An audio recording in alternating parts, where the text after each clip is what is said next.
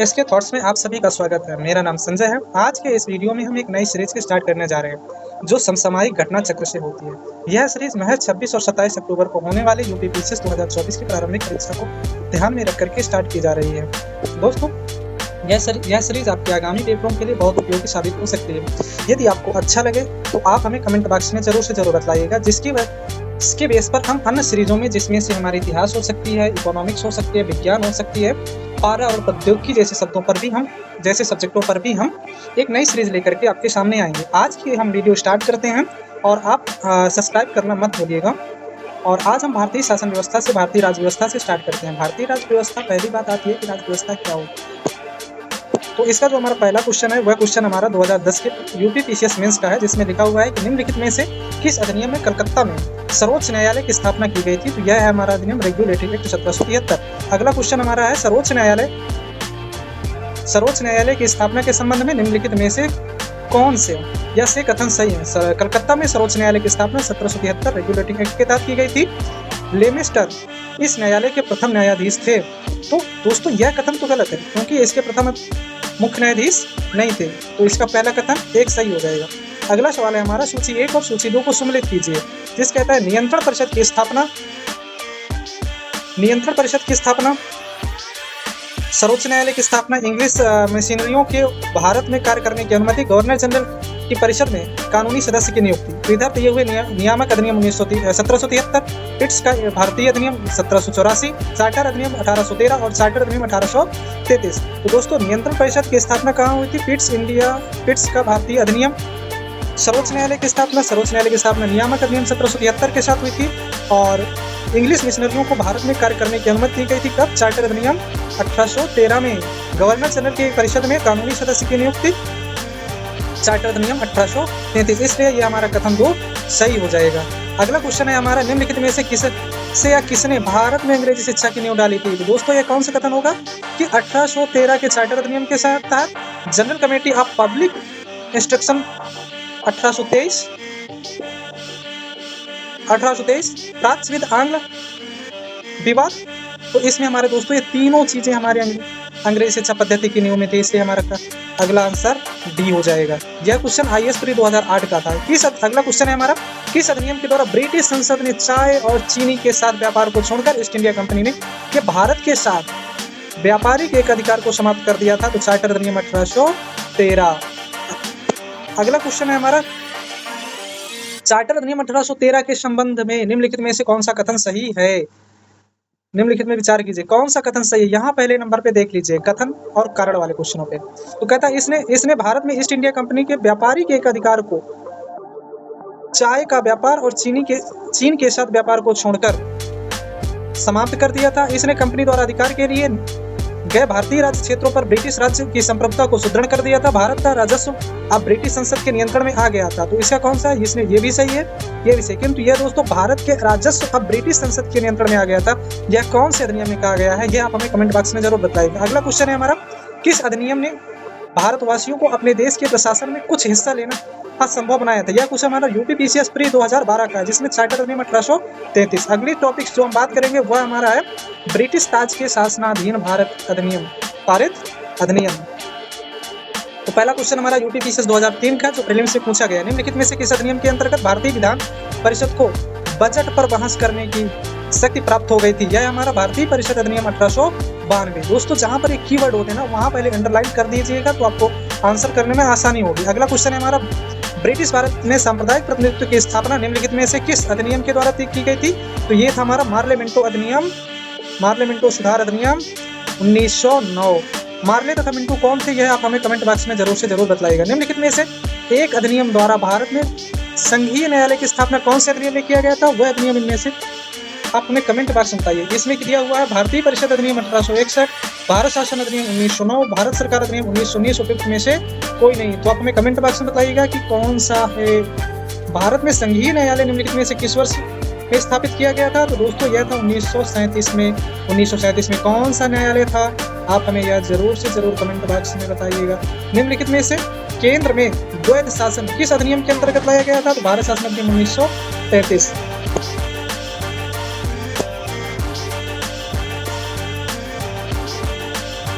निम्नलिखित में से किस अधिनियम के ने केंद्र में द्वैध शासन प्रणाली को स्थापित किया था? तो कौन सा था?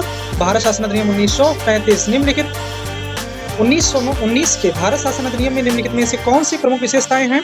तो प्रांतों को कार्यकारिणी सरकार में द्वैध शासन की स्थापना, मुसलमानों के लिए पृथक सांप्रदायिक निर्वाचन मंडलों की स्थापना, व्यवस्था, केंद्र द्वारा प्रांतों को विधायिनी शक्ति का हस्तांतरण। तो इसमें दोस्तों प्रांतों को कार्यकारिणी सरकार में द्वैध शासन की स्थापना 1919 में हुआ था, केंद्र द्वारा प्रांतों को विधायिनी शक्ति का हस्तांतरण ये भी हुआ था। तो हमारा कथन सही हो जाएगा। ये 2012 का IAS 2012 TT का क्वेश्चन था। निम्नलिखित में से किसने ब्रिटिश भारत में प्रांतीय स्वायत्तता की शुरुआत की थी? दोस्तों यह हमारा भारत शासन अधिनियम 1919 था। अगला क्वेश्चन है हमारा, भारतीय विधान पालिका प्रथम बार द्विसदनी कब बनी थी? आप यह हमें कमेंट बॉक्स में जरूर बताइएगा कि द्विसदनी व्यवस्था क्या होती है। 1919 के भारत सरकार अधिनियम द्वारा यह व्यवस्था की गई थी। केंद्र में कौन सा एक एक्ट द्विसदनी विधायिका लाया था? तो यह था 1919 का एक्ट था। निम्नलिखित तथ्यों पर विचार कीजिए। 1919 के मॉन्टेग्यू चेम्सफोर्ड सुधारों में 21 वर्ष से अधिक आयु की सभी महिलाओं के लिए मताधिकार की संस्तुति दी गई थी। 1935 के गवर्नमेंट ऑफ इंडिया एक्ट में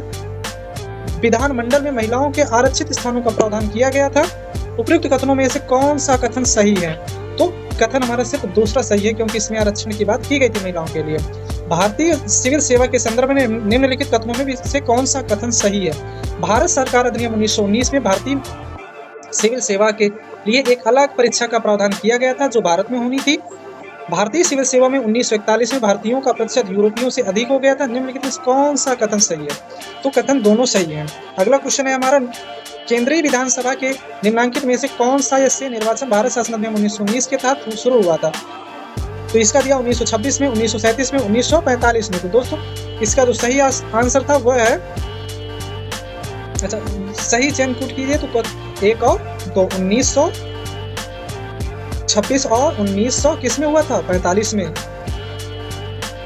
भारत शासन अधिनियम 1919 के अंतर्गत भारतीय विधायिका का अंतिम निर्वाचन किस वर्ष में आयोजित किया गया था? तो 1945 में। भारत राष्ट्रपति के अध्यादेश निर्गत करने की शक्ति प्रेरित है किससे? भारत शासन अधिनियम 1935 से। निम्नलिखित में से किस अधिनियम द्वारा संवैधानिक निरंकुशता का सिद्धांत दिया गया था? भारत शासन अधिनियम 1935। दोस्तों भारत शासन अधिनियम 1935 बहुत ही इंपॉर्टेंट है और यह आपकी परीक्षाओं में जरूर से जरूर यहाँ से क्वेश्चन रखेगा। भारत के संविधान में केंद्र और राज्यों के बीच किया गया शक्तियों के विभाजन इनमें से किस पे उल्लिखित योजना पर आधारित है? तो भारत शासन अधिनियम 1935। अगला क्वेश्चन हमारा, निम्नलिखित में से एक भारत सरकार अधिनियम 1935 की मुख्य विशेषताओं में से नहीं है। तो क्या नहीं है? इस अधिनियम में अखिल भारतीय महासंघ का प्रावधान था और शिष्ट विषय प्रांतीय विधायिकाओं को आवंटित किए गए थे। तो यह प्रांतीय स्वायत्तता के सूत्र का संकेत है और इसमें प्रांतीय स्तर पर द्वैध शासन को समाप्त कर केंद्र को लागू किया था। तो ये भी नहीं था, ये भी नहीं लागू हुआ था। ये थे अवशिष्ट विषय प्रांतीय विधायिकाओं को आवंटित किए गए थे। एक संघीय व्यवस्था और केंद्र में द्वैध शासन भारत में लागू किया गया था। कब लागू किया गया था? भारत शासन अधिनियम 1935। अखिल भारतीय महासंघ की स्थापना करने का प्रावधान शामिल किसमें है? भारत शासन अधिनियम 1935। अगस्त प्रस्ताव 1940। भारत सरकार अधिनियम 1919। और अगला ऑप्शन है हमारा कैबिनेट मिशन प्रस्ताव 1946। तो दोस्तों इसका सही आंसर क्या है? भारत शासन अधिनियम 1935। अगला क्वेश्चन है, निम्नलिखित में से किस एक अधिनियम में भारत में संघीय शासन की स्थापना की बात की गई थी? तो ये भी भारत शासन अधिनियम 1935। भारत शासन अधिनियम 1935 के द्वारा स्थापित संघ में अवशेष शक्तियां किसको दी गई थी? गवर्नर जनरल को। निम्नलिखित में से कौन सा एक भारत शासन अधिनियम 1935 में स्वीकार हुआ और स्थायी अवयव नहीं था? देश के लिए लिखित संविधान। अगला क्वेश्चन है, 1935 से गवर्नमेंट ऑफ इंडिया एक्ट क्यों महत्वपूर्ण हो गया था? क्योंकि दोस्तों यह भारतीय संविधान का मुख्य स्रोत है। लगभग 50% से अधिक इसका प्रावधान उस भारतीय संविधान में लिया गया है। निम्नलिखित अधिनियमों में से किस अधिनियम के फलस्वरूप बर्मा भारत में से अलग हुआ था? यह था गवर्नमेंट ऑफ इंडिया एक्ट 1935। दोस्तों अगला हमारा जो सेगमेंट स्टार्ट होने जा रहा है वो नया सेगमेंट हमारा भारत के संविधान की सभा और भारत संविधान के निर्माण की बात। दोस्तों मैं एक क्वेश्चन आपसे करूंगा, संविधान सभा के अस्थायी अध्यक्ष कौन थे? तो इसका जो हमारा पहला क्वेश्चन था वो था, निम्नलिखित में से संविधान की रचना हेतु संविधान सभा का विचार निम्नलिखित में से किसने प्रस्तुत किया था? तो ये था स्वराज पार्टी ने 1934 में। कहां पर किया था यह हमें कमेंट बॉक्स में जरूर बतलाइएगा। अगला क्वेश्चन है हमारा कि स्वतंत्रता के पूर्व के दिनों में प्रारंभ में किसने संविधान निर्मात्री सभा का विचार प्रस्तुत किया था? तो ये कौन थे हमारे दोस्तों? ये थे हमारे M.N. राय। मैं आपको एक बात और बता दे रहा हूँ, इस चैप्टर को पढ़ने से पहले आप प्रस्तावना को जरूर से जरूर पढ़ लीजिएगा, क्योंकि उससे 4 से 5 क्वेश्चन आपको ही मिल जाएंगे। अभी यूपी आरओ में आपको डायरेक्टली प्रस्तावना से लिखे हुए क्वेश्चन, जो एक पेज के प्रस्तावना है ना, उससे मिल जाएंगे क्वेश्चन। एक निर्वाचित संविधान सभा द्वारा भारत के संविधान का निर्माण करने का प्रस्ताव किया गया था क्रिप्स मिशन के द्वारा। कैबिनेट मिशन योजना के अंतर्गत संविधान निर्माण परिषद में प्रत्येक प्रांत को आवंटित सदस्य संख्या निर्धारित करने के लिए एक प्रतिनिधि कितनी जनसंख्या के अनुपात में थे? तो ये थे हमारे 10 लाख की जनसंख्या के अनुपात में। इन व्यक्तियों में से कौन कैबिनेट मिशन का सदस्य नहीं था? ये थे हमारे विलियम वुड। भारतीय संविधान सभा का गठन किया गया था भारत सरकार अधिनियम 1935, क्रिप्स योजना 1942, कैबिनेट मिशन योजना 1946 और भारतीय स्वतंत्रता अधिनियम 1947। तो दोस्तों यह किया गया था कैबिनेट मिशन योजना 1946 में निर्मित अंतरिम सरकार में कार्यपालिका परिषद के उप सभापति कौन थे? जवाहरलाल नेहरू। दोस्तों अंतरिम सरकार क्या होती है, इसके संबंध में आज हमें जरूर कमेंट बॉक्स में बताइएगा। और बांग्लादेश में भी कौन सी सरकार गठित हुई थी, चल रही है, यह भी आप हमें कमेंट बॉक्स में बताइएगा। निम्नलिखित में से कौन अगस्त 1946 में गठित प्रथम अंतरिम राष्ट्रीय सरकार का सदस्य नहीं थे? तो ये थे हमारे डॉक्टर एस राधा कृष्णन। ये कथन और कारण वाले क्वेश्चन होते हैं, इसमें आप जरूर से जरूर देखिएगा कि क्या है और क्या नहीं है। इसमें सबसे पहले कह रहा है बेबिल योजना के अनुसार कार्यकारी परिषद में हिंदू और मुस्लिम सदस्यों की संख्या समान थी। बेबिल का विचार था कि ऐसी व्यवस्था में भारत का बंटवारा बच जाता है। कथन और कारण दोनों सही हैं। कारण का सही स्पष्टीकरण है, नहीं ये गलत है दोस्तों। कथन और कारण दोनों सही हैं, नहीं ये गलत है। कारण तो नहीं सही है, किंतु कथन कारण का सही स्पष्टीकरण नहीं है, नहीं ये गलत है। कथन सही है, ये तो सही है, लेकिन बेबिल योजना में ये कहा गया था कार्यकारी परिषद में हिंदू और मुसलमानों की संख्या समान होनी चाहिए, किंतु पर ये कारण जो दिया गया था यह हमारा गलत है। उसमें क्या कारण दिया गया था ये आप हमें कमेंट बॉक्स में जरूर बताइएगा। निम्नलिखित में से कौन से कथन संविधान सभा के विषय में सत्य है? यह वयस्क मताधिकार पर आधारित थी। गलत था दोस्तों। जब हमारी संविधान सभा का निर्वाचित हुआ था तो ये उसमें शिक्षा और आय संबंधी 2 प्रावधान थे, कंडीशनें थी। यह प्रत्यक्ष निर्वाचन पर आधारित था। गलत ये भी था, यह हमारा अप्रत्यक्ष निर्वाचन हुआ था। यह बहुदलीय निकाय थी। हाँ बहुदलीय निकाय तो थी। ये उसने अनेक समितियों के माध्यम से कार्य किया था। हाँ ये भी सही था। तो हमारा कथन 3 और 4 सही हो जाएगा। दोस्तों इसमें जब ये कई सारे सेगमेंट दे देता है तो इसमें ये देखिएगा कि क्या पूछ रहा है, सही पूछ रहा है या गलत पूछ रहा है। ये ट्रेंड अब यूपीपीसीएस में भी आने वाला है, क्योंकि यूपी आरओ में एक क्वेश्चन रखा था। अगला क्वेश्चन है हमारा, निम्नलिखित में से संविधान सभा के बारे में गलत कथन कौन सा है? इसने बड़ी संख्या में समितियों की मदद से काम किया था और उनमें से प्रारूप समिति सबसे महत्वपूर्ण थी। यह अल्पसंख्यक समुदाय जैसे ईसाई, एंग्लो इंडियन, पारसियों को सभी में पर्याप्त प्रतिनिधित्व दिया गया था। इसका निर्वाचन सार्वभौम व मताधिकार के आधार पर किया गया था। इसकी चुनाव प्रक्रिया 1935 के अधिनियम की 6वीं अनुसूची पर आधारित थी। कर समाप्त और शैक्षणिक योग्यता के कारण मताधिकार सीमित था। नहीं दोस्तों ये भी गलत है। इसका हमारा इसका ही होगा कि निर्वाचन सार्वभौमिक वयस्क मताधिकार के आधार पर किया गया था। भारत के संविधान का प्रारूप तैयार करने वाली संविधान सभा सदस्यों में थे विभिन्न प्रांतों की विधानसभाओं द्वारा चुने हुए सदस्य। भारतीय इतिहास के संदर्भ में निम्नलिखित पर प्रांतों के विधानसभा के सदस्य थे प्रांतीय विधानसभाओं द्वारा निर्वाचित हुए सदस्य। अगला क्वेश्चन है हमारा दोस्तों कि संविधान सभा के चुने हुए स्थायी अध्यक्ष कौन थे? स्थायी अध्यक्ष हमारे डॉक्टर राजेंद्र प्रसाद थे और सच्चिदानंद सिन्हा हमारे अस्थायी अध्यक्ष थे। संविधान सभा में सदस्यों का चुनाव कैसे हुआ था? तो प्रांतीय सभाओं के द्वारा किया गया था। यह अप्रत्यक्ष निर्वाचन हुआ था।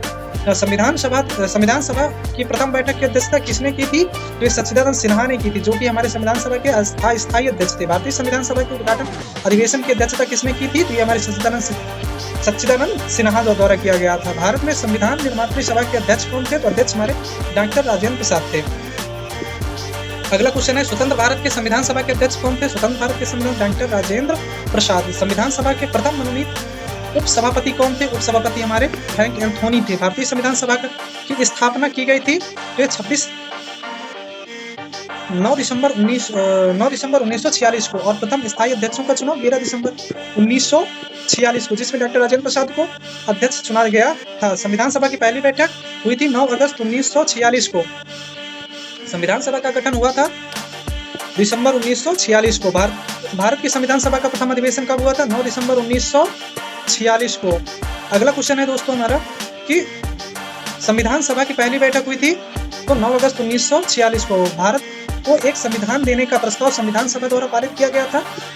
22 जनवरी 1947 को संविधान सभा के सम्मुख संविधान की प्रस्तावना का प्रस्ताव किसने रखा था? तो ये थे हमारे पंडित जवाहरलाल नेहरू। संविधान सभा के उद्देश्य प्रस्ताव निम्न में से किस एक के द्वारा प्रस्तुत किया गया था? वो थे हमारे पंडित जवाहरलाल नेहरू। भारतीय संविधान सभा के निर्माण में संबंधित कथनों पर कौन से सही हैं? जब ये कथन और कारण जैसे क्वेश्चन या कई सारे कथन देकर के फिर विकल्प पूछे तो हम उसमें ये जरूर देखना है कि कौन सही या गलत क्या पूछ रहा है, यहाँ टिक कर लेना चाहिए। पंडित जवाहरलाल नेहरू ने के उद्देश्य प्रस्ताव का जो संविधान सभा द्वारा स्वीकार किया गया था संविधान के निर्माण पर असर था। उद्देश्य का बहुत महत्वपूर्ण उद्देश्यों की पूर्ति करती है। संविधान को भारत के लोगों ने आदेशित किया था और राज्य के मुखिया को लोग प्रत्यक्ष रूप से निर्वाचित करते हैं। नहीं दोस्तों, ये तो गलत है, किंतु पहला दूसरा तीसरा हमारे सही होंगे, क्योंकि प्रस्तावना में लिखा हुआ कि हम भारत के लोग एतद द्वारा संविधान सभा को अंगीकृत, अधिनियमित और आत्मार्पित करते हैं। ये सदस्य आदेशित के लिए किया गया है। संविधान भारतीय संविधान को बनाने हेतु भारतीय संविधान सभा के कुल कितने अधिवेशन हुए थे? तो हमारे टोटल 12 अधिवेशन हुए थे। तो भारत की संविधान सभा की अंतिम बैठक की सही तिथि कौन थी? तो ये थी 24 जनवरी 1950। भारत के संविधान के निर्माण में संविधान सभा को कितना समय लगा था? 2 वर्ष 11 माह 18 दिन। संविधान ये फिर हमारा सूची वाला सूची 1 और सूची X और सूची Y से हमें सम्मिलित करना है। तो सूची 1 को सम्मिलित कीजिए और सही उत्तर का चयन कीजिए। तो इसमें क्या है कि इसमें लिखा हुआ है कि संविधान सभा के पहले उपाध्यक्ष कौन थे?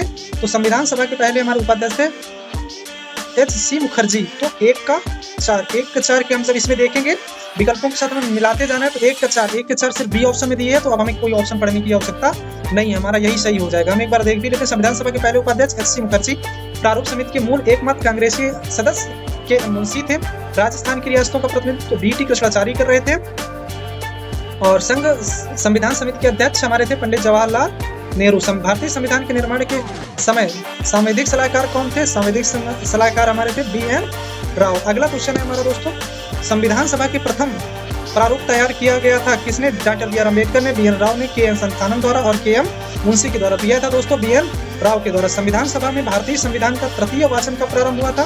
तो दोस्तों यह तृतीय वाचन जो हमारा हुआ था वो 17 नवंबर को दिया हुआ था। ये यूपी PCS RI 2014 का क्वेश्चन था जिसमें विकल्प गलत लिखा हुआ था। इसमें 26 और ये हमारा 17 नवंबर 1949 से लेकर के 26 नवंबर 1949 तक चला था, इसलिए इसमें विकल्प कोई सही नहीं है।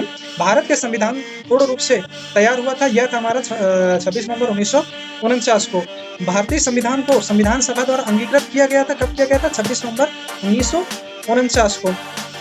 अगला क्वेश्चन है हमारा दोस्तों कि संविधान सभा द्वारा भारतीय संविधान को स्वीकार किया गया था, कब किया गया था? 26 नवंबर 1949 को। लिखा हुआ है कि आज हम 26 नवंबर 1949 को एतद द्वारा संविधान सभा को अंगीकृत, अधिनियमित और आत्मार्पित करते हैं। संविधान सभा किस तिथि को अपनाया गया था? यह हमारा अपनाया गया था 26 नवंबर 1949 को। संविधान सभा भारतीय संविधान कब लागू हुआ था? यह था हमारा 26 जनवरी 1950 को। संविधान को 26 जनवरी के दिन लागू करने का निर्णय इसलिए लिया गया था क्योंकि कांग्रेस ने इस तिथि को 1930 में स्वतंत्रता दिवस के रूप में मनाया था। दोस्तों अगला क्वेश्चन है हमारा, भारतीय संविधान दिवस कब मनाया जाता है? यह हमारा 26 नवंबर को। भारतीय संविधान को अपनाया गया था संवैधानिक सभा द्वारा। भारतीय संविधान को 26 नवंबर 1949 को किसके द्वारा अधिनियमित किया गया था? तो भारतीय संविधान सभा द्वारा अधिनियमित किया गया था। संविधान सभा का अंगीकृत अधिनियमित किया गया था 26 नवंबर 1949 को। B.R. अम्बेडकर का संविधान सभा में निर्वाचन कौन सी प्रेसिडेंसी से हुआ था? यह हुआ था बम्बई प्रेसिडेंसी से। अगला क्वेश्चन है, डॉक्टर भीमराव अम्बेडकर का जन्म और मृत्यु हुई थी, कब हुई थी? 1891 में इनकी जन्म हुआ था और 1956 में इनकी मृत्यु हुई थी। तृतीय गोलमेज सम्मेलन के विचार विमर्श की परिणति भारत सरकार अधिनियम 1935 के पारित होने से के रूप में हुई थी। भारत सरकार अधिनियम 1935 ने ब्रिटिश भारत के सूबों और भारतीय रियासतों के एक संघ पर आधारित ऑल इंडिया फेडरेशन का गठन किया था। दोनों कथन दोस्तों सही है। जब ऐसे आते हैं तो हमें सबसे पहले देखना होता है कि क्या पूछ रहा है। अगर आपको हमारा वीडियो सही लगा हो तो आप सब्सक्राइब कीजिएगा और अपना एक्सपीरियंस हमें जरूर से बताते रहिएगा ताकि हम और से बेहतर सीरीज आपके सामने ला सके।